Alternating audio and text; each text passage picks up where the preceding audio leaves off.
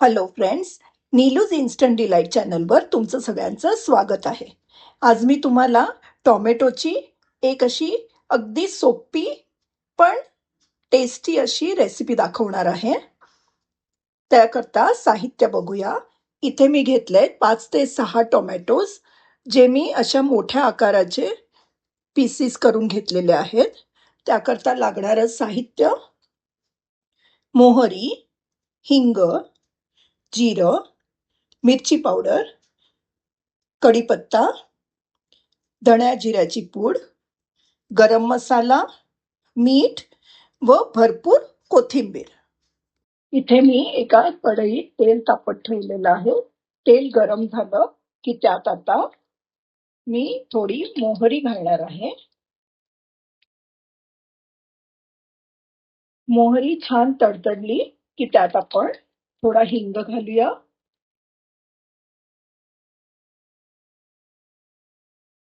आता थोडं जिरं घालणार आहोत.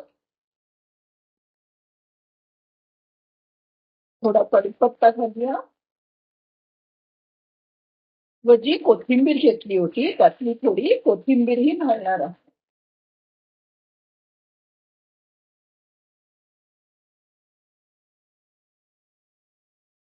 आता आपण हे जे टोमॅटो घेतले आहेत त्यातले अर्धे टोमॅटोची मी प्युरी करून घेणार आहे व अर्धे टोमॅटो आपण या फोडणीत घालणार आहोत.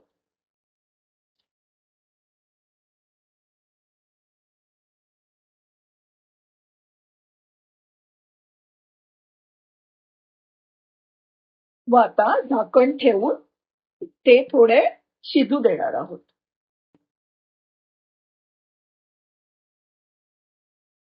आपले हे टोमॅटो आपल्याला जास्त शिजवायचे नाहीये. त्यात आता आपण थोडी कोथिंबीर घालूया.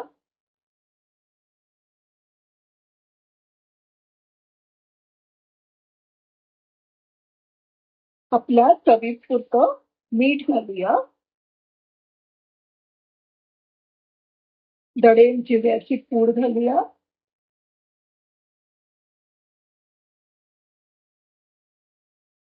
साधारण 1 चमचा मिरची पावडर घालूया व 1 चमचा गरम मसाला घालूया.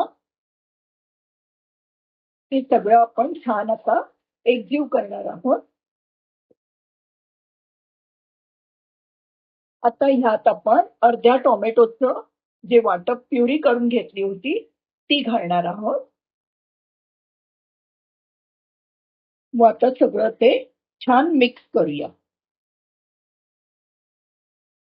आपल्याकडे कधी कधी भाजी वगैरे आणलेली नसते, त्यामुळे तेव्हा जेवणात आपण ही टोमॅटोची रेसिपी चपाती बरोबर खायला करू शकतो किंवा सकाळच्या ब्रेकफास्टात आपण पावाबरोबरही ही टोमॅटोची चटणी म्हणून सुद्धा ह्याचा वापर करू शकतो. त्यामुळे हे 2 तऱ्हेने ह्याचा उपयोग होऊ शकतो, ॲज ए भाजी किंवा चटणी. तुम्ही जशी तुम्हाला आवडेल तशी तुम्ही ही यूज करू शकता. यावर आता झाकण ठेवूया व थोडा वेळ शिजू देऊया. आपली ही रेसिपी आता छान तयार झालेली आहे. त्याला आपण ही जी उरलेली कोथिंबीर आहे ती घालून गार्निश करूया.